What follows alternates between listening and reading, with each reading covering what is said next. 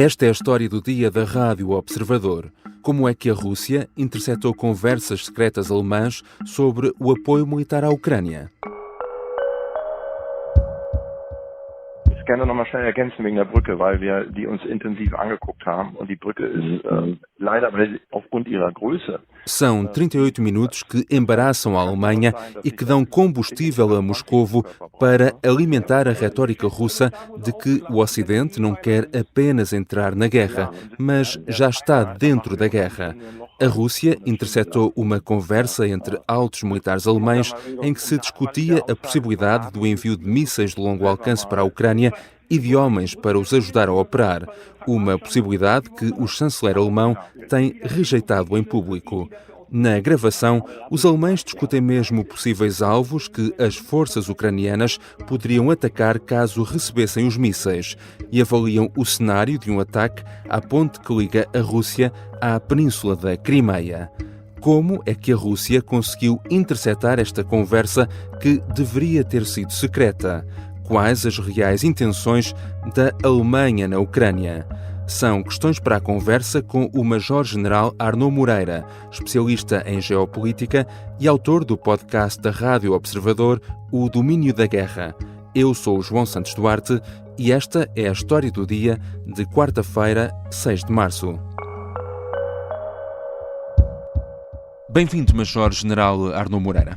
Olá, muito obrigado pelo convite. O Sr. Major-General, entre outras tantas experiências profissionais, trabalhou também como oficial da Intelligence da NATO em Madrid. E a minha primeira pergunta é no sentido de também percebermos aqui como é que é possível a Rússia interceptar uma conversa entre quadros militares alemães, enfim, que deveria ser confidencial, uma videoconferência militar de alto nível, não é? Bom, em todas as redes ligadas aos sistemas de defesa dos vários países, existem sistemas classificados para este tipo de conversas. Estes sistemas classificados estão, na sua maioria, desligados das conexões às redes normais. Quem trabalha nestas organizações sabe que quando quer consultar, por exemplo, um documento, uma informação, uma notícia na internet, vai a um computador que está ligado a essa rede, não tem acesso através daquilo que são os meios normais de trabalho classificados. Portanto, em todas as redes de defesa existem sistemas classificados destinados exatamente a este tipo de conversas. Mas têm que ser utilizados. Isto é, nós não podemos, com grande displicência, usar aquilo que são os meios que também estão disponíveis das comunicações civis que não controlamos para termos conversas que envolvam assuntos classificados de natureza militar. Aliás, hoje o tom da conversa até parecia um tom bastante descontraído. Sim. Mas o assunto não era descontraído, o assunto era de grande relevância. E, portanto, terá havido aqui um erro humano, não é? Houve alguém sim, que... Certamente. A causa é que utilizamos para a comunicação um conjunto de meios de comunicação civis que não estavam classificados para o nível da conversa que estávamos a ter. E a Federação Russa tem, como todos, muitos outros países também o têm, e organizações, têm capacidade de fazer aqui a interseção em três domínios. Podem utilizar meios de natureza eletrónica para escutar esta comunicação, podem infectar computadores ou servidores no sentido de desviar aquilo que é o conteúdo de uma conversa ou de uma videoconferência para outros utilizadores externos que não estavam previamente destinados a receber essa informação, ou também, e esta possibilidade também não é de descartar, alguém aproveitou para gravar isto. Um dos intervenientes da conversa, porque há vários intervenientes na conversa, terá gravado isso e depois essa gravação acabou nas mãos da Federação Russa e dos seus serviços secretos. Portanto, a investigação neste momento é importante também por isto. É preciso determinar como é que isto, apesar de ser feito através de meios civis, como é que isto foi parar tão rapidamente aos serviços de intelligence da Federação Russa. E isto levanta certamente a grande dúvida que é talvez a mais preocupante. Isto já se passou antes, já há outras conversas que foram gravadas. E isto levanta aqui um conjunto de questões muito problemáticas. Isto é, qual é a informação que, entretanto, já foi passada e da qual nós não temos conhecimento. Isto é, continuamos a considerar que é um segredo, mas, na verdade, esse segredo já foi transmitido em conversas anteriores através dos mesmos sistemas. Pode não ter sido a primeira vez que se utilizaram estes sistemas para produzir este conjunto de conversas. A questão, de facto, é que desta vez a Rússia aproveitou para a tornar pública e também para a usar como arma retórica, mas já vamos a isso. Em relação ao conteúdo da conversa que foi revelado, nela, estes quadros militares alemães falam na possibilidade do envio de mísseis Taurus para a Ucrânia. De que é que estamos aqui a falar? Que mísseis são esses? Bom, nós temos aqui um problema de unidade de ação e de entendimento entre os vários países da União Europeia e da NATO relativamente à tipologia dos mísseis que devemos enviar para a Ucrânia. O entendimento da França e da Grã-Bretanha é que os mísseis de cruzeiro, o Scalp, o Storm Shadow, fazem toda a falta à Ucrânia e faz todo o sentido disponibilizar este tipo de armamento, porque é a única possibilidade de combater aquilo que são os centros de tomada de decisão, ou os agrupamentos de tropas, ou os depósitos de munições, ou aquilo que são as infraestruturas rodoviárias, ferroviárias ou pontes necessárias à alimentação da guerra por parte da Federação Russa e que se encontram em território ocupado. Esta é uma questão que é importante nisto tudo. Há uma limitação de utilização destes equipamentos. Estes equipamentos só estão autorizados pelos países que os fornecem a serem empregues pela Ucrânia dentro daquilo que são os territórios ocupados pela Federação Russa. Isto é, não se destinam a fazer bombardeamentos no território da Rússia. Bom, porque é que o Taurus aqui entra nesta equação e tem sido excluído até ao momento? Bom, porque o Taurus tem maiores capacidades do que tem o Scalp e o Storm Shadow. Tem um alcance que pode ir até, em algumas versões, até à volta dos 500 km e é um dispositivo muito sofisticado. Muito sofisticado, porque nós não estamos a falar de um míssil de cruzeiro, nós estamos a falar de um sistema. É um sistema. Este sistema precisa de acesso a base de dados, precisa de capacidade de conhecer bem os alvos, a localização dos alvos, mas também onde estão as defesas aéreas, por forma a evitar, e portanto isto é tudo um sistema, isto não é apenas, digamos, um míssil de natureza balística que se dispara de um lado e vai chegar ao outro. Não, este vai seguir percursos estudados, quais são as alturas convenientes numa fase do percurso ou noutra fase do percurso, etc. E tem também dispositivos de retardamento da explosão que permitem que não vão explodir no primeiro embate, porque se trataria eventualmente do tabuleiro da ponte, mas são capazes de perfurar o tabuleiro da ponte e ir atingir o pilar que sustenta a ponte. Portanto, são equipamentos mais sofisticados. Mas o facto de serem mais sofisticados não significa que, por um lado, a Ucrânia não precise deles e que o chanceler Scholz teria evitado aqui uma pressão internacional enorme se, aproveitando da boleia do Scalp e do Storm Shadow, os tivesse fornecido ao mesmo tempo. Como não forneceu, anda a alimentar aqui agora um tabu há meses. Sim, tem negado, não é? Tem negado publicamente que, exatamente, que os vai este tabu que a Federação Russa anda agora a explorar habilmente, sobretudo agora que descobriu esta conversação, em que já começam a ser referidos a alvos possíveis para o Taurus, como a ponte sobre o Estreito de Kerch. Precisamente, exato, falava há pouco aí nessa questão da ponte, não é? E da utilidade do míssil numa situação dessas. Esse é um dos cenários discutidos nesta gravação, muito concreto, não é? É porque, na verdade, dentro daquilo que são os alcances possíveis, grande parte desses alcances pode ser batido pelo Storm Shadow ou pelo Scalp. Mas o Taurus permitiria chegar à Ponta Crimeia. A Ponta Crimeia não é apenas um símbolo da invasão e um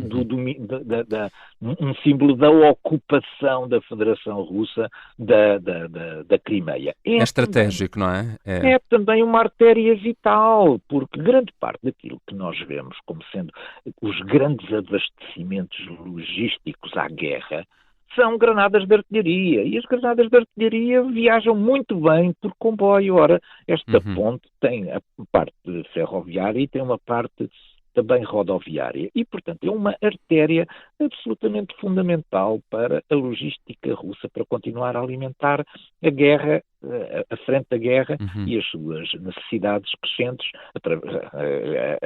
que têm tonelagens muito grandes e para as quais o caminho de ferro continua a ser um instrumento fundamental. Portanto, é certamente um objetivo de natureza política, que é simbólica, a ponte de Kerch, mas é também um instrumento que está ao serviço de uma capacidade militar da Federação Russa. E, portanto, nesse sentido,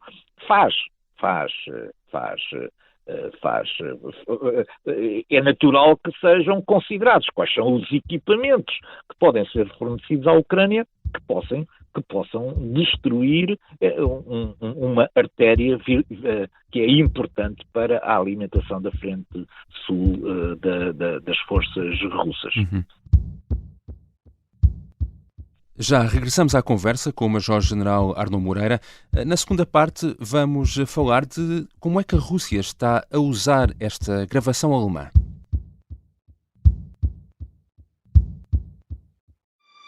Eu entendo a sua preocupação, mas nós não o podemos soltar porque ele é o cabecilha do grupo. Esta é a Operação Papagaio, uma série para ouvir em 6 episódios que faz parte dos Podcast Plus do Observador.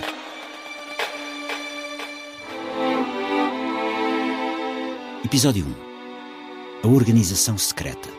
Irmãos vampiros, vem aí o sol, vamos nos esconder nas nossas grutas. Pode acompanhar todas as semanas no site do Observador, nas plataformas de podcast e no YouTube. Um novo episódio a cada terça-feira. Os Podcast Plus do Observador têm o apoio da Onda Automóveis. Estamos de regresso à conversa com o Major-General Arnaud Moreira. Sr. Major-General, falávamos há pouco que este Taurus é um sistema complexo. Sendo complexo, precisa de militares altamente treinados para o operar, não é? E essa é uma das questões. É que ou se demora muito tempo a treinar militares ucranianos, ou, no caso, teriam de ser enviados militares alemães. Bom, nem sempre são enviados militares. O que são enviados é técnicos. Uns desses técnicos são militares, outros são técnicos civis, porque quem desenvolveu o míssil Taurus não foram os militares, não é? Portanto, existe conhecimento técnico do ponto de vista da indústria militar que, naturalmente, facilita e ajuda naquilo que é a instalação, a manutenção, eventualmente a operação deste tipo de sistemas. Uns serão militares, uns técnicos serão militares, outros técnicos podem ser civis. Muitas vezes, nestas missões, não se trata de missões permanentes, são missões temporárias, isto é, os técnicos vão lá, resolvem o problema que houver para resolver, explicam o que houver para explicar e depois retiram-se, voltando numa outra oportunidade em que seja necessária a sua intervenção. Não se trata, portanto, na maioria dos casos, de destacamentos de natureza permanente. Trata-se de destacamentos de natureza temporal que resolvem um determinado problema. Não faz sentido nenhum, como sabemos, que um equipamento muito sofisticado tenha um pequeno problema na frente de combate e que agora seja necessário trazê-lo outra vez para a instalação industrial para poder resolver num outro país, para poder resolver o problema. Portanto, é muito mais fácil destacar uma equipa de especialistas para ir resolver este problema. Isto tudo é normal. É muito normal e é de uma grande hipocrisia que a Federação Russa venha falar neste tema. A Federação Russa, o que não lhe faltam são consultores de natureza militar para os sistemas sofisticados que tem em todos os países do mundo. Portanto, isto não é de repente a Europa que resolveu fazer isto por maldade à Rússia. Não. Isto é o normal daquilo que são a operação de sistemas complexos. Agora, o que a Federação Russa está a fazer é aqui uma manobra para nos retirar esta nossa vontade de defendermos a Ucrânia, que é fazer confundir os técnicos, como eu disse, alguns deles até serão civis, que estão a ajudar na manutenção, na recuperação, na operação, eventualmente, deste tipo de equipamentos, ou na instrução deste tipo de equipamentos, confundir isso com a presença de tropas militares estrangeiras no território da Ucrânia. Porque nós, quando falamos na presença de tropas militares estrangeiras, o que estamos a fazer é, normalmente, a participação de unidades constituídas que são colocadas num determinado país para participar ou ajudar a participar nas operações de combate. Mas isto é diferente. O que nós temos aqui são técnicos. Como eu disse, umas vezes esses técnicos são civis, outras vezes são militares. Mas isto não é o emprego de uma força estrangeira no território da Ucrânia. Segunda questão. E qual é o problema disso? É que não há problema absolutamente nenhum aqui. Porque a Ucrânia é um país soberano, pede a ajuda de quem quiser. Nós é que, a certa altura, nos autolimitamos nesta ajuda. Sobretudo o chanceler Scholz. E é por isso que agora a Rússia está a explorar com mestria esta questão. Então Scholz não tinha já garantido que não haveria tropas estrangeiras no território da Ucrânia? Pois esta é a questão agora que é o embaraço para Scholz. Porquê? Porque nós, no jogo estratégico, não podemos limitar o nosso jogo estratégico. Nós temos que deixar sempre as coisas em aberto, porque nós não conhecemos a evolução nem o futuro desta guerra. E, portanto, estar a dizer à Federação Russa, nós, com a nossa posição de princípio, é inabalável, não haverá tropas na Ucrânia. Isso não sei se Estar haverá a dar ou não. armas aos russos, não é? Para fazerem esse jogo, essa retórica. Então já estamos a limitar o nosso jogo estratégico, dizendo aos russos, não contem com isto. Pois abrem-se garrafas de champanhe em Moscou cada vez que ouvem dizer, a Europa pode fazer isto, mas afinal não o vai fazer. É muito embaraçoso este jogo estratégico que andamos a jogar com a Federação Russa, que é o jogo estratégico de amarrarmos as nossas próprias mãos, não é amarrarmos as mãos do adversário. Enfim, é preciso alguma sensibilidade. É claro que isto tem muito a ver com o discurso político e com a necessidade de manter as opiniões públicas alinhadas com este esforço. Mas, na verdade, no jogo estratégico, descartar à partida aquilo que são opções de natureza válida, podem ser discutíveis, se vamos fazer ou não. O facto de deixarmos em aberto não significa que o vamos fazer. Significa apenas que estamos a colocar uma dúvida estratégica relativamente à Federação Russa, se ela continuar a sua ofensiva, se vão ou não vão aparecer, a certa altura, na sua frente, formações europeias. Ainda há pouco tempo esteve aqui na História do Dia, quando passaram 2 anos do início da guerra, num programa que tinha como pergunta de partida: os ucranianos vão aguentar mais um ano de guerra? Fora de, enfim, polémicas e jogos retóricos, há aqui uma questão de facto importante. A Ucrânia precisa desta ajuda sustentada para continuar a aguentar este esforço de guerra. Precisa. Nós não podemos estar apenas dependentes do voluntarismo, que foi uma palavra que eu também já utilizei na altura. O voluntarismo é, nós damos o que temos, mas dar o que tem só funciona durante um período limitado de tempo, porque a certa altura já demos tudo e não temos nada. E, portanto, o que é preciso substituir o voluntarismo pela organização e o planeamento. Quantas munições precisa a Ucrânia para se defender? É essas que temos. Fazer 2 coisas. Temos que rapidamente pôr a nossa indústria de defesa a trabalhar nesse sentido.